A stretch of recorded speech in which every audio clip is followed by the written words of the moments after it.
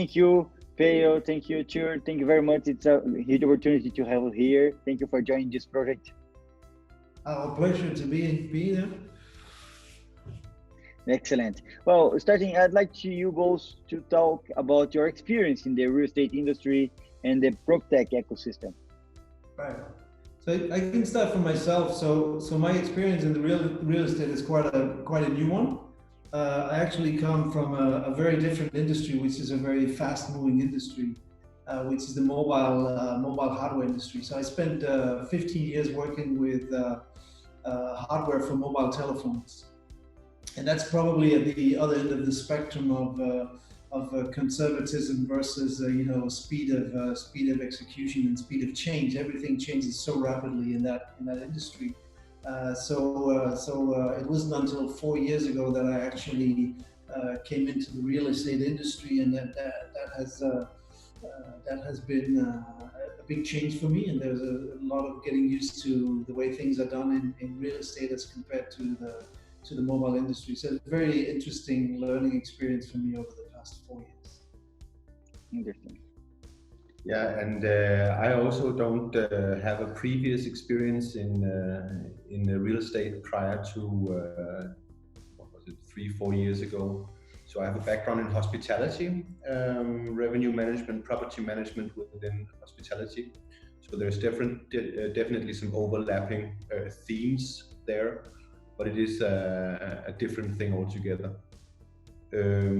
So I think nonetheless that this understanding of space utilization and occupancy has proven to be quite fortunate to have when entering this PropTech environment.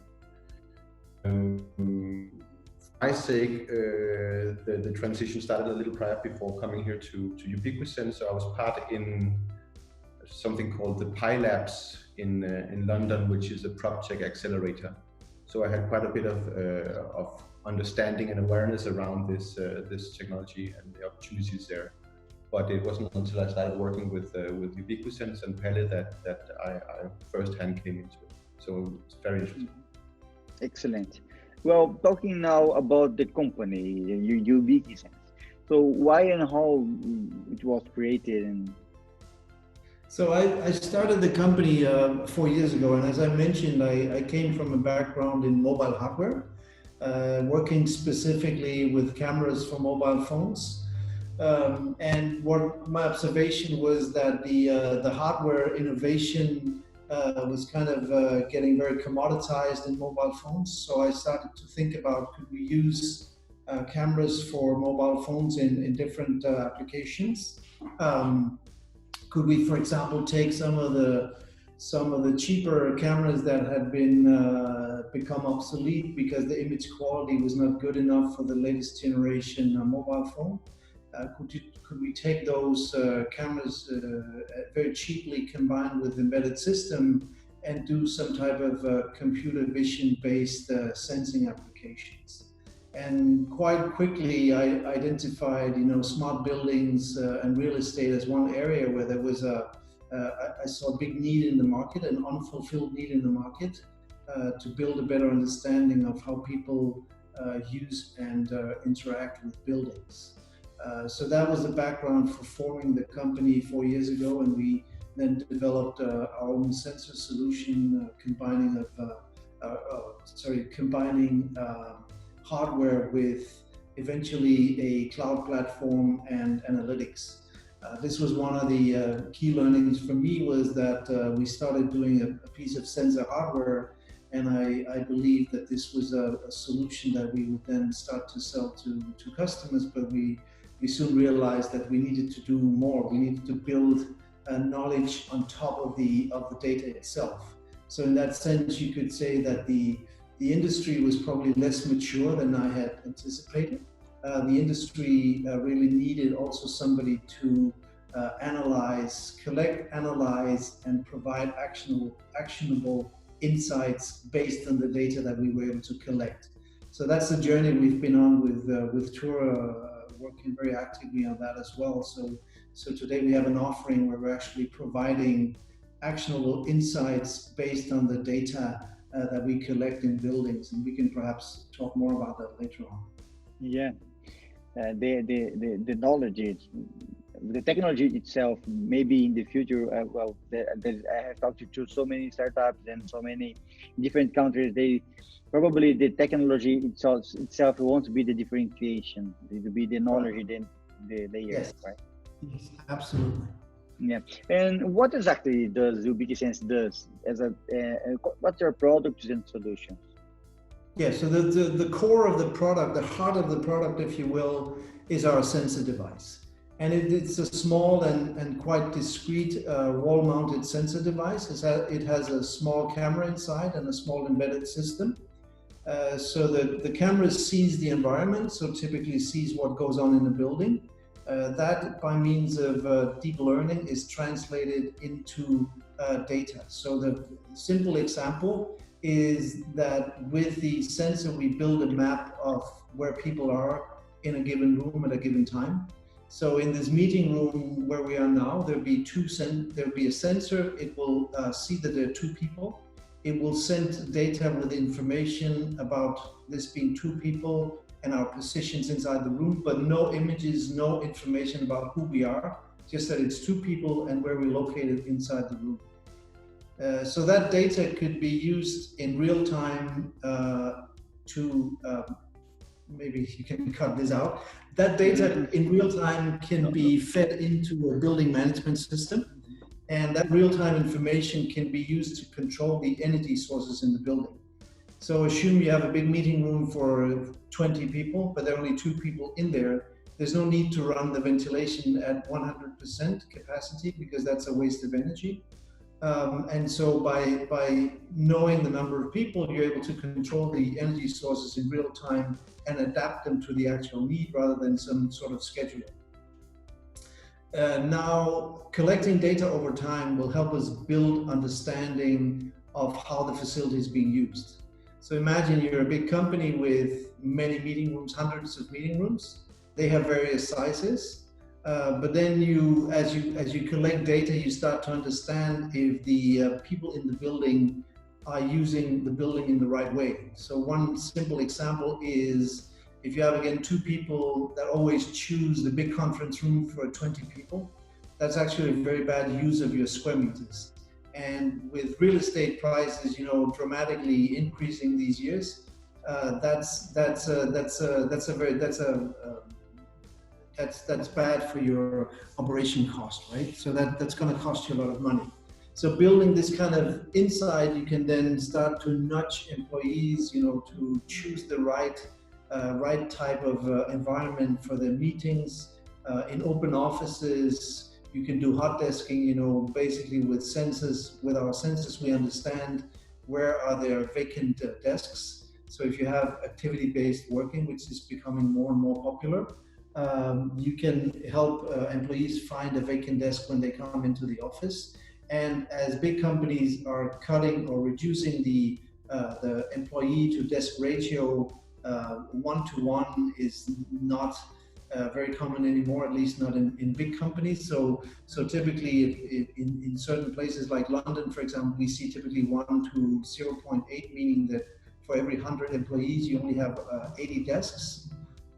And there are companies looking to reduce that even more. And when you do that, you need to have a real-time application that can help people find a desk when they get into the office. Because if you don't do that, you may end up in a situation where people cannot find a desk. And so then you tap into the most expensive resource of your company, which is, employees, right? So if people have if people waste 10 minutes finding a desk or finding a meeting room, that's a lot of money wasted. So if you have real-time understanding where people are and where there's vacancies both in meeting rooms and in, in open offices, you can provide that information and make your employees, more productive, essentially. Well, very interesting. And maybe touching back the element, the layer knowledge element that you are very well developed. So what are the key points of differentiation of your company? So we've chosen, from very early on the approach of, first of all, using commodity components in our sensors. So compared to, I would say, similar solutions that are out there, we have a very, very competitive cost points. And at the same time, we have a very high level of intelligence. So we've built a very versatile sensor platform. So counting and positioning people is actually just the beginning of our journey.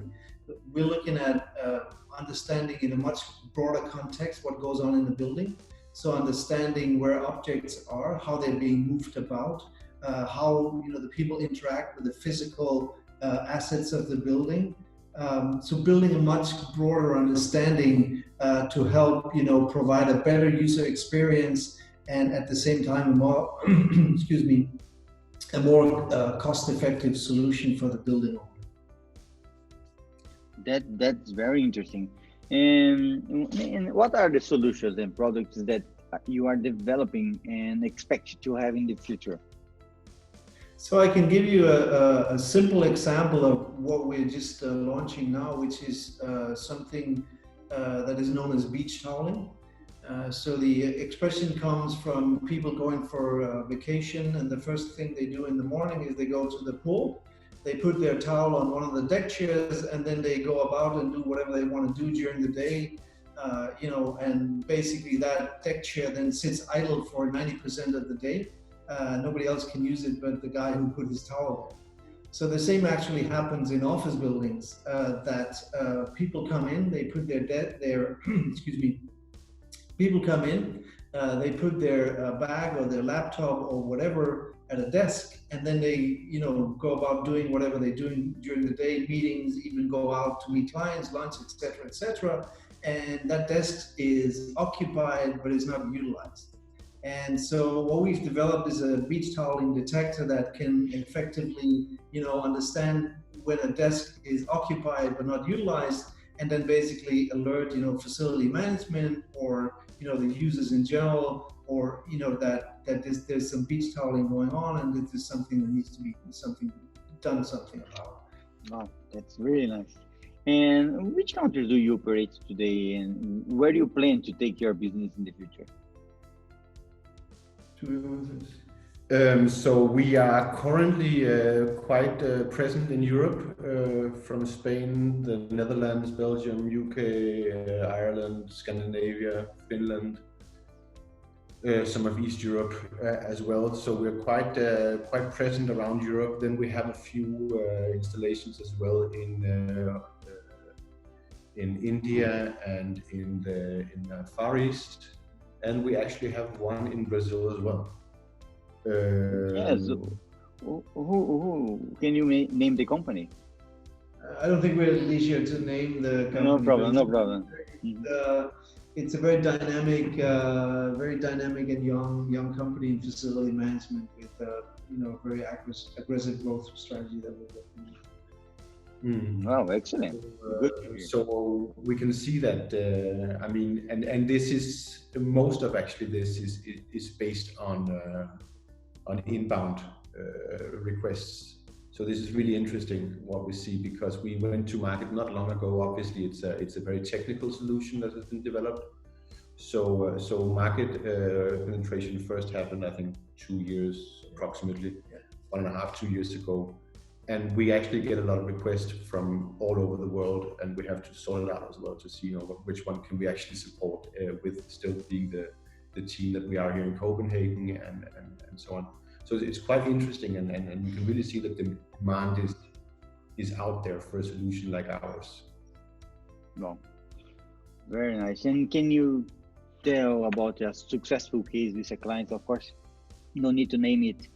Yeah. I think a very recent and very good case that illustrates where we are today is a university in Copenhagen, and we basically for one building we were looking at all of their meeting rooms. We were continuously collecting data for 9 months. Then we looked at the data and we compared the data with the booking data for the meeting rooms, And by doing that, we were able to actually offer a lot of actionable insights for the university in what they should do about this. So without getting into too much boring detail, essentially we could tell them to change the layout or change the way that they were using the different rooms. So they had too many small meeting rooms, and then they have a couple of large meeting rooms that people tended to choose.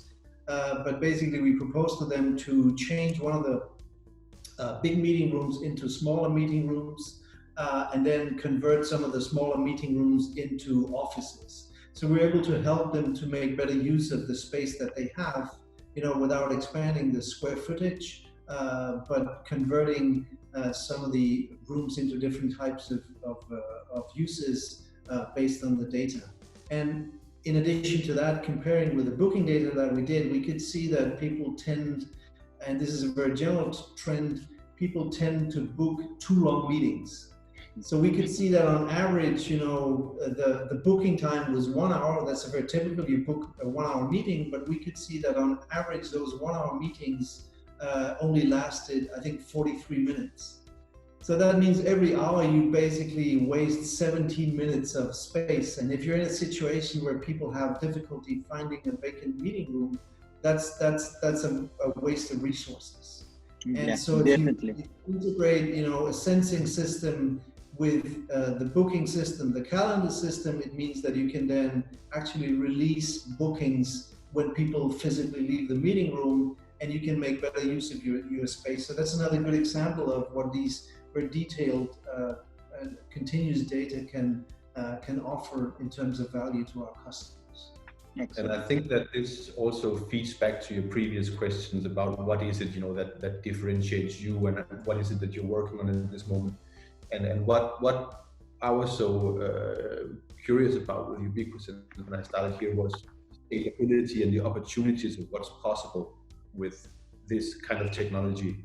So obviously that also poses a danger in the sense that you cannot do everything at once. So we are quite market driven in this sense. And here we had a clear request from one of our customers that we could just see made a lot of sense, both for us as a company with the data utilization, but also for the customers around the world. So the sheer scalability, I think, of the product in the way that it's installed in a building just adds so many possibilities for us.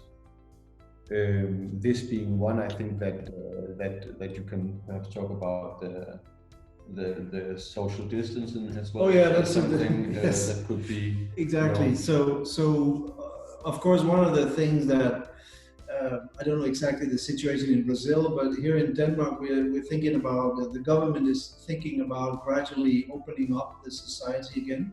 And one of the key things for that to become successful is that people need to keep a distance. So basically, since with our sensor solution, we can position people to within half a meter, we are able with our sensors to help our clients understand if there's an issue with too many people being gathered. So in the open office, are people too close? Or are there in general too many people there? I think in Denmark there's still a rule of no more than 10 people in the same room at the same time. So we can basically detect that and provide that information to help people comply with the rules. The same. That very interesting. Brazil is the same.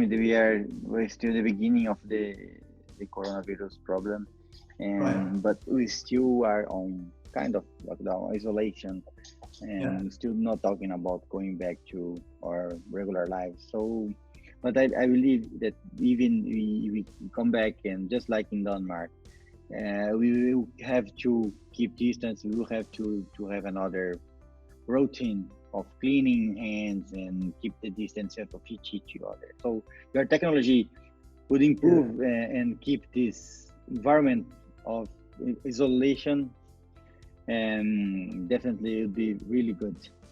And speaking of the cleaning, actually, that's another use case that we're doing, which is, understanding exactly where people have been using a facility, an open office meeting room. means that you can target the cleaning to those areas that have been used. And I think after the corona, with so much more focus on cleaning, it becomes even more important than now to target your effort in cleaning to those areas that have been heavily used. So that's another advantage of building the continuous data that we can with our sensors. Excellent. And what are you looking for at the moment? Investment, expansion, consolidation, growth? So we're in an expansion phase. So we're what I would call a scale-up now, because we have launched the product, we have proven the product market fit. We have proven ourselves with numerous clients in smaller and gradually larger and larger installations. So we know that we have a very, very scalable installation process. We have a very, very scalable supply chain. So we're in the scale-up phase now, where we are able to take on very big companies with a need of, we're in a position to take on very big companies with a need of many sensors to roll out throughout their organization. We have the infrastructure and the processes in place to do that.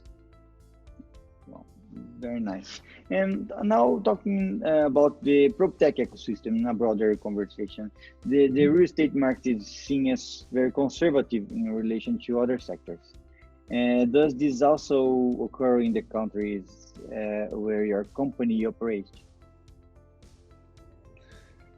I think that, first of all, I think every startup thinks that the industry that they operate within is conservative, So I think that's given. And for sure that's the case in the hospitality industry, and for sure it's also the case in real estate. I think that's just sort of the way it is as a C-level in real estate. Obviously, you need to think about your staff, you need to think about operations, you need to think about the risk of transitioning to new technology and so on. So it never goes fast enough. That being said, I do think that we're seeing some quite interesting initiatives in Denmark with PropTech Denmark, and with some of the we have some real estate brokers that are quite ahead of the game, I would say, in terms of technology.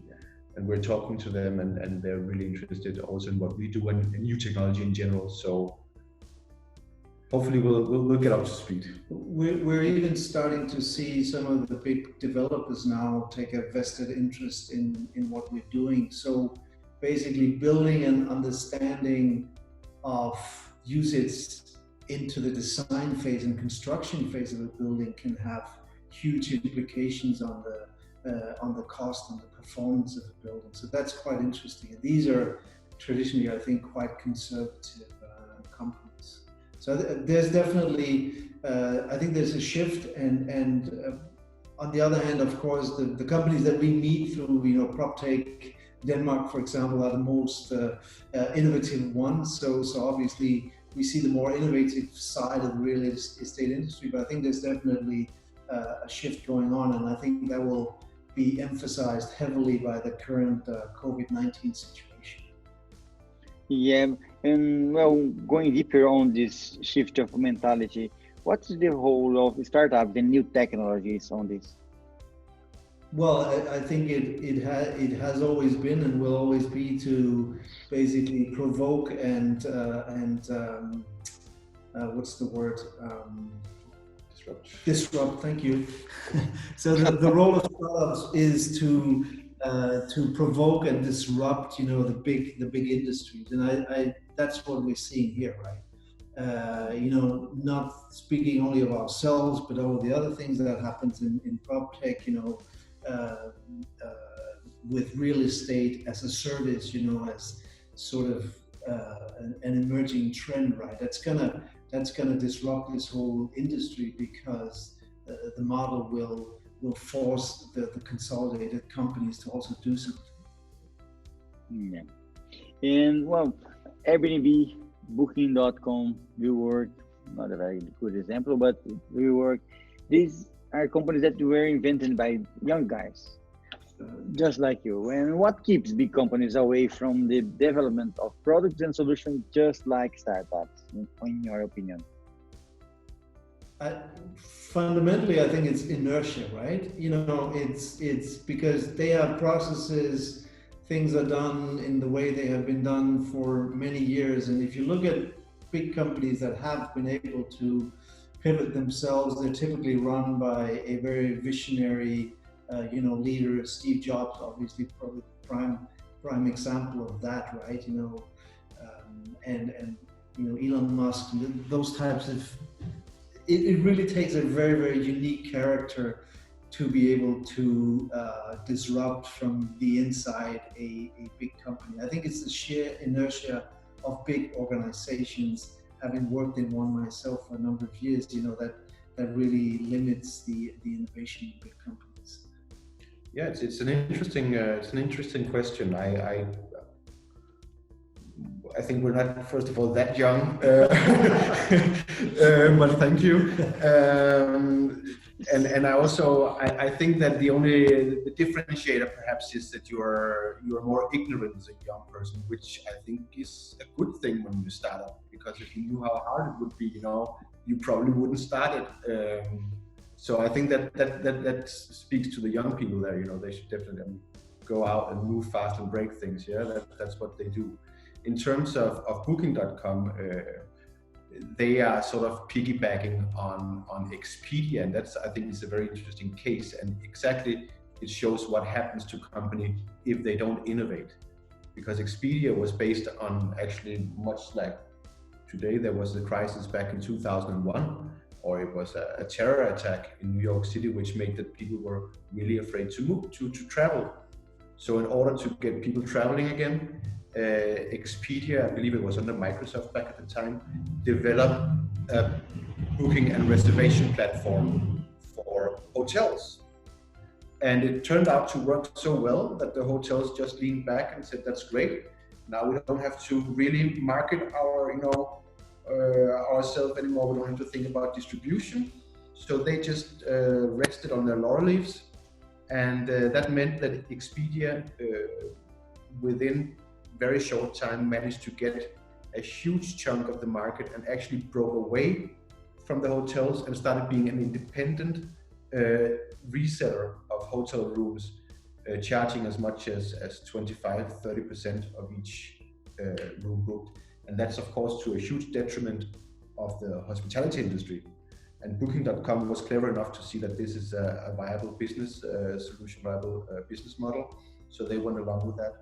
And I think it's a prime example actually of the differentiator between the established companies, the older incumbents, and the newer startups. It's about going for it. It's about seeing opportunities and taking the risk. Yeah, nice. Very nice to hear that. And now about the relationship between the small and mid-sized companies, high technology companies, and big corps. What type of partnership do you think they are the most sustainable for big corps and small mid-sized companies to have? That's a good question. I think that basically the big corporates needs to be not afraid of the small companies. It's if you establish the right type of collaboration, if you understand sort of the inner workings of a small company, I think you can build very, very fruitful relationships between big corporates and small companies. And big corporates can really benefit from the agility of the smaller companies. And so I think the key thing for those big corporates is not to be afraid of what happens in the small companies and the way that they work. Yeah, I think that's really spot on. And I think also that's sort of the challenge there. I think obviously it's beneficial for both smaller companies and larger companies if they can develop a partnership. But from a startup point of view, startups, I see them often getting entangled in sort of the bureaucracy of how to even start working together with a company. And you have to understand that the startup, you usually have runway for maybe maximum 18 months ahead. So if you have to sit and wait for 1 year for your, partnership request to travel down the line and to the right person and coming back again, then it can be fatal for a startup. So my hope would be that larger companies, when working with startups, when working with smaller companies that are trying to innovate or disrupt in this field, will be more sensitive to this and understand that this is a company that moves fast. We need to move fast along with them, otherwise it dies. Yeah, very important, very excellent. And if you could give one advice to big companies and one advice to small and mid-sized companies that are at the beginning of the innovation journey, which would be? Out of our way. Well, work together. I mean, I think that's the key thing, because both parties have so much to offer the other party. I've been on both sides of the table, so to speak. Having a corporate career, working with smaller companies. You have to be open about what you're doing and what your goals are, and you have to really be open to working together. Not, don't be so afraid. I mean, the startups don't have to be afraid because they have the speed. Often you get the question, so what if a big company, invents the same product that you have and move it? And it's like, well, we have the speed, right? So the startups should not be so afraid of the big companies, and the other way around. The big companies should not be afraid of the small companies and should, really work openly together. And as Ture said, big companies need to understand that for small companies, it's about speed. Things need to happen fast. I agree, and I think that for startups, I would say, I mean, it's really important to go out and speak to your clients. Speak because, when you come from a background like us and you don't know anything about the real estate industry, or nothing in particular about the real estate really, it's just really important to sort of understand the processes that are intrinsic in that business and what are the pains, who are doing what, and so on. And that took a bit of time, I think, for us to really sort of understand and get into with real estate, because it is a large and complex industry with a lot of different stakeholders. And we're still, I think, trying to really still on a learning curve there. Yeah. So that would be my number one advice for startups: understand the industry that you're working with, understand the people, get the pain right. Well, excellent, guys. It was amazing to have this conversation with you. So thank you very much, guys. It was a huge pleasure. Likewise. Thank you. Stay safe. Bye-bye. Bye. Sure. Bye-bye.